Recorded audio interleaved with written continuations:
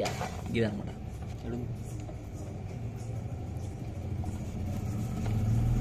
Friends ఇదైతే box అనమాట.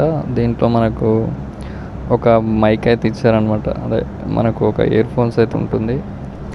Year ఫోన్స్తో wire కూడా పెద్దనే ఉంది. వైర్ చూస్తే తెలుస్తుంది అనమాట ఎట్లా ఉంటుందో. చూడగానే మనకు తిప్పినాక తెలుస్తుంది అసలు ఎట్లుంది అనేది. వైర్ పెద్ద ఉంటే బెటర్. యా ఓకే, వైర్ బాగానే ఉంది పెద్దగా.